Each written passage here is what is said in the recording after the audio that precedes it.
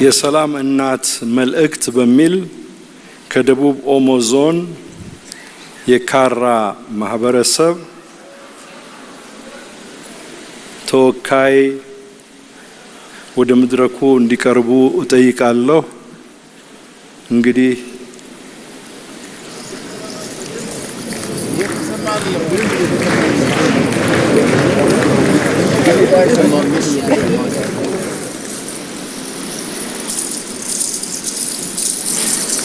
ዛሬ ጧት አዲስ ቃል ተማርኩኝ። ጻሉ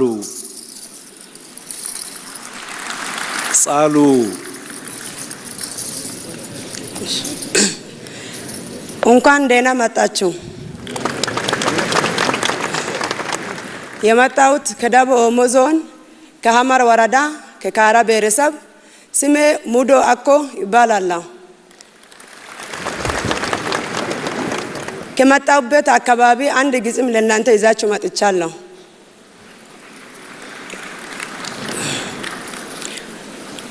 ወገኖቼ ዛሬ በፊታችሁ የቆምኩት አንዲት እንደ ኢትዮጵያዊት ሴት ነኝ። ነገር ግን እጆቼ ትንሽ ይንቀጠቀጣሉ። ነገር ግን ልቤ በተስፋ ተሞልቷል። ለብዙ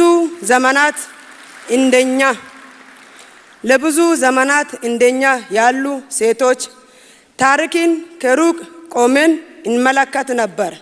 ሌሎች ይናገር ነበር፣ ሌሎች ይወሱን ነበር። እኛ ግን ከሩቅ ቆመን እናይ ነበር።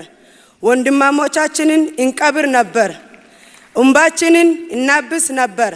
ሰላም ይመጣ ይሁን ብለን እንጠይቅ ነበር። ዛሬ ግን ለመጀመሪያ ጊዜ ሀገሬ እንድናገር ጠርተኛለች።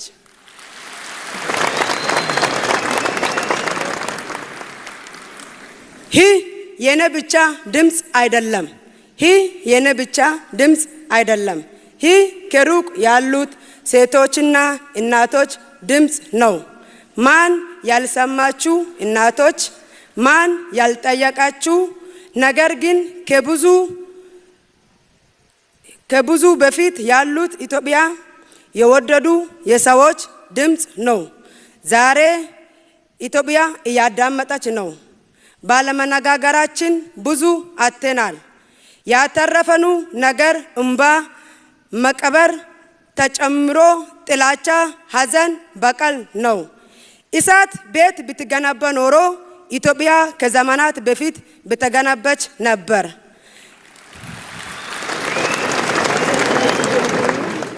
ነገር ግን ቤት የምትገነባው እጆች ሲተባበሩና ልቦች ሲደማመጥ ነው። ኢትዮጵያ የእናንተ የኛ የሁላችንን ናት።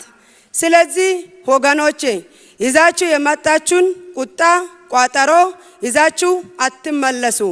ተመካከራችሁ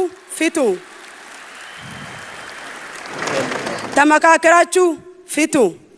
ማን ያሸንፋል ብለን አንጠይቅ። ኢትዮጵያን አሸናፊ እናደርግ። እኔና የብዙ እናቶች ህልም ነው። ኢትዮጵያን አሸናፊ እናደርግ። ተባረኩ።